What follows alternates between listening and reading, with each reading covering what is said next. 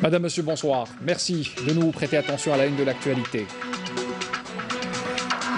Le président de la République, Abdelmadjid Tebboune, a reçu ce dimanche un appel téléphonique de l'émir du Qatar avec lequel il a échangé les vœux à l'occasion du mois sacré de Ramadan.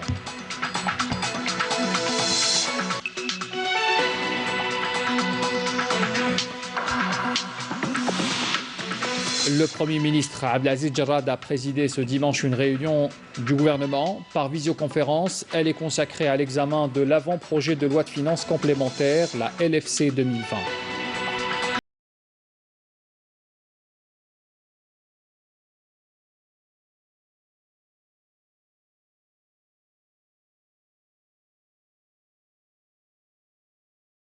Également, 126 nouveaux cas confirmés de coronavirus. Covid-19, 1508 sont déclarés guéris jusqu'à maintenant. 6 nouveaux décès ont été enregistrés lors des dernières 24 heures en Algérie. Voilà pour les titres de l'actualité. Bonsoir à tous. Pour commencer d'abord, le président de la République, Abdelmadjid Tebboune, a reçu donc ce dimanche un appel téléphonique de la part de l'émir de l'État du Qatar, Cheikh Tamim Ben Hamad Al Thani, avec lequel il a échangé les vœux à l'occasion du mois sacré de Ramadan, priant Dieu Tout-Puissant de combler les pays, donc l'Algérie et le Qatar, de ses bienfaits. C'est ce qu'indique ce soir un communiqué de la présidence de la République. Le Premier ministre Abdelaziz Jarrad a donc présidé aussi ce dimanche une réunion du gouvernement par visioconférence consacrée à l'examen de l'avant-projet de loi de finances complémentaire pour l'année 2020. Le ministre des Finances, Abderrahmane Raouia, a présenté d'abord cet exposé sur les propositions contenues dans l'avant-projet de loi de 2020 ainsi que les objectifs qui sont attendus de chacune d'elles. Le ministre a également présenté les impacts économiques et financiers résultant de la crise sanitaire liée à la pandémie du Covid-19 et de la situation du marché international des hydrocarbures. Le communiqué du Premier ministère rappelle que cet avant-projet de loi de 2020 s'inscrit dans le cadre de la mise en œuvre du programme d'action du gouvernement et des engagements pris par les pouvoirs publics en matière d'allègement et de simplification des procédures en vue d'améliorer le climat des affaires, de relancer l'investissement, de développement des startups également et de la lutte contre le coronavirus.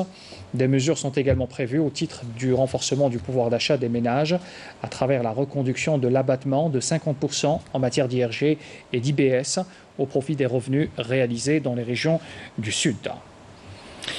Le comité scientifique de suivi de l'évolution de la pandémie du coronavirus s'est réuni donc cet après-midi au siège du ministère de la Santé pour annoncer les chiffres du dernier bilan de la pandémie Covid-19. Je vous invite à écouter son porte-parole, le Dr Jamal Fourar.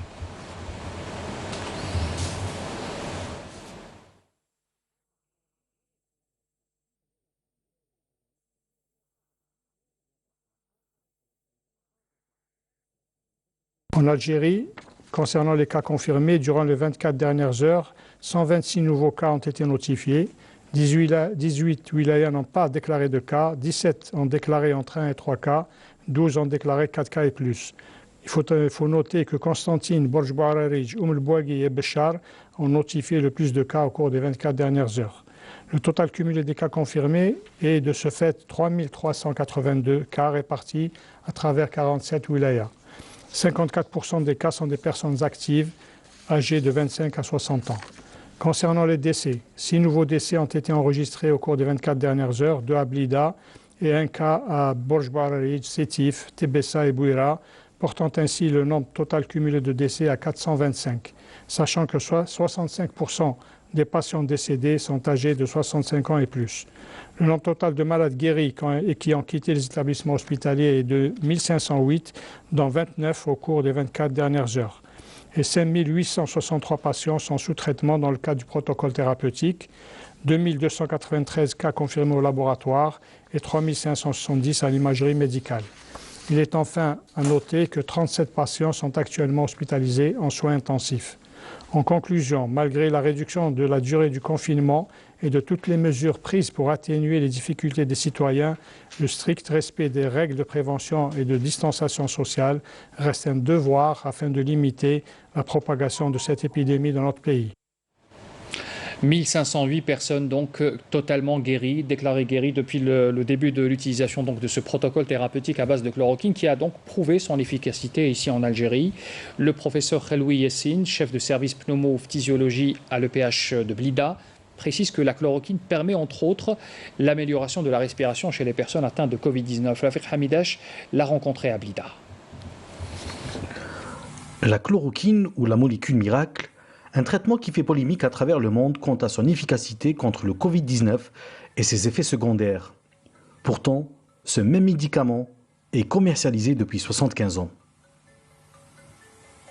Donc c'est un traitement qui est connu, qui est très connu, que ce soit pour ses effets bénéfiques ou ses effets secondaires, qui actuellement a été essayé pour le traitement de cette maladie qui est le Covid-19.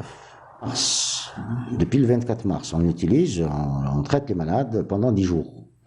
Et dans la grande majorité de nos malades, l'évolution, elle est magnifique. C'est une évolution qui est favorable. Et encore, avec ce qu'on dit sur les effets secondaires, sur 110 malades qui ont été hospitalisés, mis sous traitement, on a traité à peu près 94 malades, parce que les autres peuvent être évacués vers la réanimation, donc on les perd. D'autres qui décèdent, il n'y en a pas beaucoup, mais il y a certains qui décèdent parce qu'ils viennent avec des tares multiples. Il y a 4 ou 5 qui présentaient des contre-indications à la chloroquine, justement, parce qu'il ne faut pas la traiter comme ça à titre externe, et c'est pour ça que notre ministère a dit que ça doit être pris en hospitalier, et c'est fait avec des précautions. Et une fois ces précautions prises, le traitement est conduit de façon régulière et pendant 10 jours de surveillance, il n'y a aucune complication due au traitement. Mais comment agit la chloroquine dans notre organisme et quel est son apport? Alors là, c'est pratiquement une question de stratégie thérapeutique. La stratégie thérapeutique, lorsqu'on a les moyens de faire le diagnostic, il est préférable de traiter par de la chloroquine au stade précoce. La chloroquine ne tue pas le virus, ne traite pas la pneumopathie, mais elle freine l'évolution virale. Voilà le rôle de la chloroquine. Et ensuite, c'est à l'organisme de développer une immunité et de combattre contre ce virus qui est au moins stoppé par cette chloroquine. En effet, depuis que l'Algérie a adopté ce protocole thérapeutique, des centaines de vies ont été sauvées. Et en à peine 10 jours, les résultats étaient très satisfaisants. C'est variable selon le degré de l'atteinte, mais en général, dans les 48-72 heures, le patient ressent l'amélioration. L'amélioration, ça commence d'abord par la disparition des signes cliniques.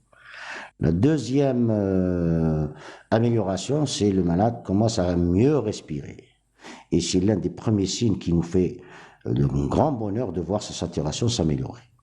Donc ensuite, c'est au fur et à mesure que les autres signes, comme la fatigue qui disparaît pratiquement parmi les derniers signes qui disparaissent, l'appétit qui revient, et bien entendu l'état général du patient qui s'améliore à vue d'œil. Et bien sûr, on a d'autres éléments de surveillance comme le scanner, la radiographie, etc. Des résultats probants, mais qui doivent toutefois être appuyés par le respect du confinement. Au moment où je vous parle, alors, il y a bien sûr les patients atteints du Covid-19, mais il y a aussi les malades atteints de cancer ou souffrant d'insuffisance rénale qui sont dépendants des centres hospitaliers. Ils sont parmi les catégories de personnes les plus vulnérables face au coronavirus. Les premiers soins donc sont tenus de se poursuivre, notamment avec les protocoles de chimiothérapie, tandis que les seconds, donc les maladies à base d'insuffisance rénale, doivent bien sûr passer par les séances d'hémodialyse. Comment se fait dès lors la prise en charge de ces malades durant cette période de pandémie? Notre équipe s'est rendue au département d'hémodialyse au CHU. Nafissa Hamoud, c'est un reportage signé Yanis Aïd Belkacem. Dans ce département d'hémodialyse du CHU Nafissa Hamoud, tout le personnel soignant porte des masques et des gants pour s'occuper de ces patients. Des mesures préventives renforcées sont prises pour se protéger et protéger ces malades particulièrement vulnérables, obligés de sortir pour poursuivre leur traitement. En raison donc de cette pandémie de Covid-19, nous avons pris des dispositions particulières pour nos patients hémodialysés. Alors, pourquoi nos patients sont concernés et on doit mettre toutes les précautions parce qu'ils sont fragiles et souvent ils sont immunodéprimés. Donc ils ont une diminution de leur défense contre les virus et contre tous les autres microbes. Donc ils sont confinés presque. Vous avez vu, ils portent tous des masques. Donc pas de visite, pas de repas. Pour ce qui est des patients hémodialysés atteints du Covid-19, ils sont dialysés dans une autre salle d'isolement avec les mesures nécessaires. Pour le moment, seule une femme âgée est prise en charge. On a reçu des malades, mais qui viennent des structures privées. Donc on les dialyse, pas ici, mais dans une autre unité qui est spécialement conçue pour ça, dédiée à ça, avec un personnel dédié comme partout. Le CHU Nafissa Hamoud est également à la disposition des patients pour toute question à travers la téléconsultation installée depuis la crise sanitaire que connaît le pays. Pour éviter la contamination, on a essayé de procéder à cette consultation par Skype. Et voilà, c'est vrai qu'au début, c'était pas facile. Mais là, de plus en plus, les gens, enfin les malades, essayent d'adhérer, parce que c'est pas tout le monde qui a Skype, c'est pas tout le monde. Mais en tout cas, on a essayé de faire beaucoup de progrès par rapport à cette consultation. Ce service en ligne répond à toutes les questions 7 jours sur 7 afin d'aider au mieux et gérer cette situation qui reste très difficile et stressante. Le confinement partiel a aussi des effets positifs sur l'environnement. La pollution atmosphérique en Algérie connaît un effet de baisse, en effet une baisse significative depuis quelques semaines. Voyez ce reportage de Saïd Fellak. La mise en place du confinement partiel en Algérie pour contenir la propagation du coronavirus a des conséquences significatives sur les concentrations en polluants comme le dioxyde d'azote et les particules fines, notamment dans les grandes villes. Le monoxyde de carbone provenant essentiellement des voitures connaît une baisse lui aussi durant cette période, ce qui permet à la Terre de mieux respirer. Ces conditions que nous vivons pour le confinement, effectivement, les émissions dues au trafic vont bien sûr baisser et cela va engendrer une diminution des émissions. Le ministère de l'Environnement et des Énergies renouvelables continue de préconiser l'utilisation du gaz de pétrole liquéfié Sirgaz, une énergie propre. 70% des véhicules du parc national roulent avec des carburants polluants, en l'occurrence l'essence et le gasoil. Donc, bien sûr, nous sommes en train de travailler avec nos collègues de Naftal et la PRU pour faire la promotion d'un carburant qui est le gaz de pétrole liquéfié. La PRU subventionne même le kit GPLC pour les véhicules. Et aujourd'hui, je peux vous annoncer que ce kit est produit en Algérie par Naftal. L'Algérie, qui accorde beaucoup d'importance à la protection de l'environnement, s'est engagée à réduire ses émissions de gaz à effet de serre de 7% et serait même prête à les réduire de 22% à l'horizon 2030. Elle s'est engagée donc à diminuer ses gaz à effet de serre de 7% sur son fonds propre, donc avec ses moyens financiers propres du pays. Elle s'est engagée également à augmenter cette ambition de 7% à 22% au cas où elle bénéficierait de toute l'assistance technique et d'un financement international dans ce domaine. La pollution atmosphérique reste aujourd'hui une préoccupation majeure à l'échelle planétaire qu'il appartient donc à tous les pays de trouver les solutions les plus appropriées.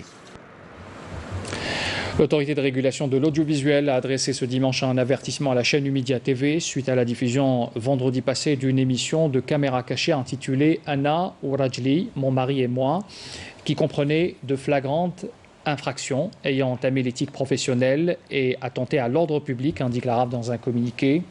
La RAF va également rappeler aux autres chaînes le communiqué rendu public de concert avec le ministère de la Communication et les mises en garde contre tout manquement à l'éthique professionnelle et aux lois de la République, conclut encore le communiqué. Et puis dans le cadre de la lutte contre la contrebande et la criminalité organisée et dans la dynamique des opérations visant à mettre en échec les tentatives de narcotrafic dans notre pays, des éléments de la gendarmerie nationale et des gardes frontières ont saisi le 25 avril, donc hier, dans la localité frontalière de Bni Ounif, une grande quantité de kif traités s'élevant à 5 quintaux et 20 kg, précise un communiqué du MDN. Le même communiqué relève également que 3 narcotrafiquants et 89 kg de la même substance ont été interceptés à Tlemcen. Par ailleurs, des détachements de l'armée nationale populaire ont saisi à Tamanrasset et Tindouf un véhicule tout-terrain, des équipements d'orpaillage, 840 litres de carburant, alors que des éléments de la gendarmerie nationale ont déjoué une tentative d'émigration clandestine de 12 individus à Tarf, conclut le communiqué du ministère de la Défense nationale. L'association Santé de Sidi El Houeri se mobilise comme chaque année pour le mois du patrimoine. Pas moins de 7 activités ont été lancées en ligne, confinement oblige, mettant en valeur le patrimoine matériel et immatériel de la ville d'Oran. Reportage Flabnor. Il y en a pour tous les goûts. De la photo, du cinéma, des conférences et un quiz autour des monuments historiques de la ville d'Oran. L'association Santé Sidi El Houeri propose pas moins de 7 activités culturelles pendant ce mois du patrimoine en mode confinement. C'est l'occasion aussi de briser un petit peu les frontières parce que cette situation extraordinaire nous a permis aussi de nous rapprocher. C'est vrai qu'on est obligé de ne plus nous réunir, mais ça va nous rapprocher. Tout le monde est connecté en ce moment. Donc, même les gens qui habitent au Oran pourront connaître ce quartier mythique de Sidi El Houeri, cette ville exceptionnelle d'Oran. Et ainsi, ils vont découvrir l'histoire des monuments, de tout ce qui est tradition, les habits, le culinaire, etc. Un métier, une histoire, une autre activité proposée par cette association. Objectif, faire connaître les métiers liés à la réhabilitation et la restauration des sites historiques. Une idée inspirée de l'école chantier créée par Santé Sidi El Houeri en 2003. Et là, on va vraiment mettre l'accent sur notre expérience d'école chantier pour partager justement cette expérience riche de plusieurs années qui nous a permis de réhabiliter le site historique où nous nous retrouvons et pourquoi pas lancer de nouvelles perspectives pour toute l'Algérie.